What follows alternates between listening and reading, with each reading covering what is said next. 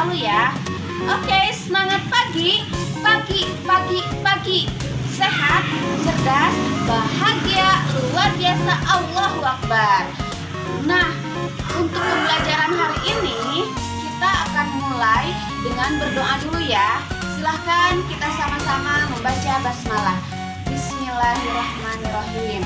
Oh ya, anak-anakku semua, pernah nggak kalian berpikir, kenapa ya saya tidak mirip ibu saya? Atau saya berbeda dengan ayah saya?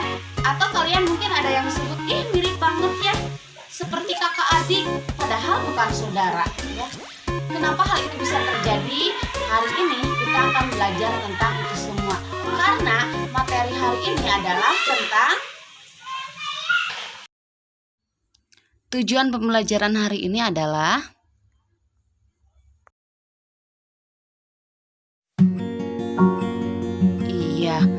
hari ini kita akan mulai tentang DNA. Apa itu DNA? Seluruh makhluk hidup yang ada di dunia ini itu mengandung DNA. Baik itu manusia, hewan, bakteri, bahkan virus pun punya DNA atau RNA. Nah, apa itu DNA? DNA adalah deoksiribosnucleic acid atau yang biasa kita kenal sebagai asam deoksiribonuklea. Nah, di mana DNA ditemukan? DNA itu ditemukan pada setiap sel, baik itu sel eukariotik, contohnya di hewan, tumbuhan ataupun jamur. Pada sel eukariotik kita akan menemukan inti sel yang di dalamnya adalah kromosom. Dan kromosom ini jumlahnya berpasangan seperti huruf X ya. Contohnya misalkan di manusia itu jumlah kromosomnya ada 23 pasang, di tikus itu ada 20 pasang, dan di lalat itu hanya 8 buah atau 4 pasang saja. Nah, DNA ini ditemukan di dalam kromosom yang disebut sebagai lokus. Dan DNA juga ditemukan di sel prokaryotik, misalnya ada di Archaebacteria atau Eubacteria. Tetapi kromosomnya tidak di dalam nukleus. Apa itu DNA? DNA adalah molekul yang kompleks, dia pembawa informasi genetik. Bahkan orang yang kembaris identik sekalipun itu memiliki komponen DNA yang berbeda. DNA memiliki urutan kode genetik yang disebut sebagai gen. Jadi, gen itu adalah bagian dari DNA ya, bagian fungsional dari sebuah DNA. Setiap kode genetik itu mengekspresikan karakteristik yang berbeda. Misalnya gen untuk menentukan bola mata, ada gen untuk warna bola mata biru, coklat, dan ada juga yang hitam. Nah, apa yang terkandung dalam DNA? DNA itu adalah suatu polimer ya, rantai polinukleotida. Satu nukleotida itu terdiri dari gugus fosfat yang lingkaran, itu simbol dari fosfat. Kemudian ada gula deoksiribosa segi 5 dan ada satu basa nitrogen. Jadi kalau tanpa fosfat itu namanya nukleosida. Nah, sekarang basa nitrogen pada DNA itu ada 4. Ada basa adenin, timin, sitosin, dan guanin. Adenin itu berpasangan dengan timin, sedangkan sitosin berpasangan dengan guanin. Keduanya dihubungkan oleh ikatan hidrogen. Adenin timin 2 ikatan, sitosin guanin itu 3 ikatan hidrogen. Nah, semuanya berpilin membentuk double helix. Nah, ada DNA, ada RNA. Apa bedanya? Silahkan kalian simak ya. Ini perbedaan DNA dan RNA.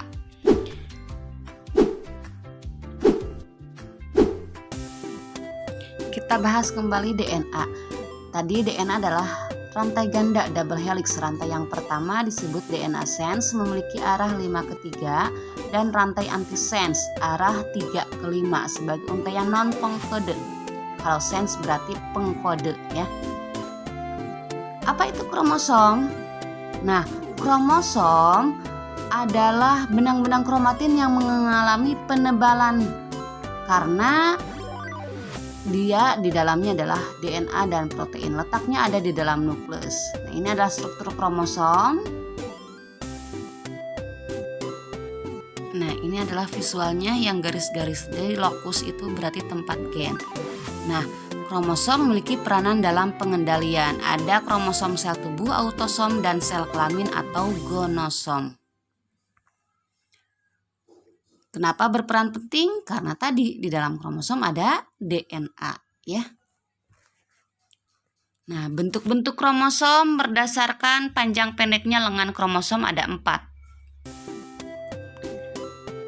Tahukah kalian hubungan antara gen DNA dan RNA dalam sintesis protein? Urutan proses sintesis protein terdiri dari 2 tahapan, yaitu transkripsi dan translasi. Pada eukariotik itu terjadi di nukleus, sedangkan di sel prokariotik terjadi di sitosol. Nah, nanti akan ada 3 RNA, yaitu mRNA, tRNA, dan RNA. Nah, proses transkripsi diawali dengan proses inisiasi. Dengan adanya RNA polimerase, dia akan membuka ikatan double helix dari DNA. Kemudian, nah di situ nanti akan nempel RNA, ya, RNA messenger ke rantai sense DNA tadi yang arahnya 5 ke 3. Kalau adenin itu dengan timin, ya, kalau DNA. Nah, kalau RNA berarti dengan urasil.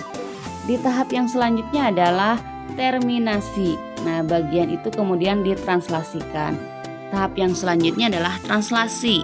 Pada sel eukariotik maupun prokariotik, translasi terjadi di ribosom sitosol.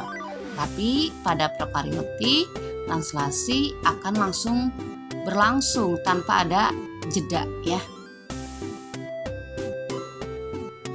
Fase yang pertama adalah inisiasi, dimulai dengan menempelnya subribosom kecil.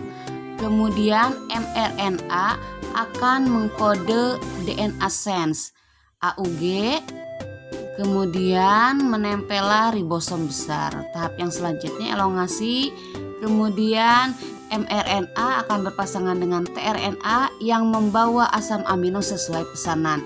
Asam amino ini kemudian akan bergabung membentuk ikatan peptida sampai adanya codon stop. Baru berhenti. Ingat terminal, ya. Terminal itu berarti pemberhentian terakhir. Asam amino tersebut akan membentuk polipeptida dengan ikatan peptida antar asam amino, ya. Nah, polipeptida ini akan membentuk makromolekul protein. Kita sampai di akhir pembelajaran. Setelah kalian amati, kalian perhatikan, jadi dapat disimpulkan yang pertama adalah gen sebagai unit terkecil dari materi genetik. DNA sebagai asam nukleat tersusun atas komponen fosfat, gula deoksiribosa, dan basa nitrogen. Kemudian kromosom memiliki peranan penting dalam pewarisan sifat karena memiliki DNA, ya. Dan dogma sentral adalah teori yang menjelaskan mengenai hubungan antara DNA, RNA, dan protein. Terakhir, sintesis protein terdiri dari 2 proses, yaitu transkripsi dan translasi. Sekarang ada pertanyaan, mengapa kulit kita itu bisa berbeda-beda warnanya?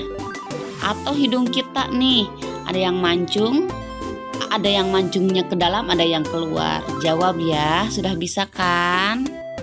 Betul jawabannya karena adanya DNA atau gen.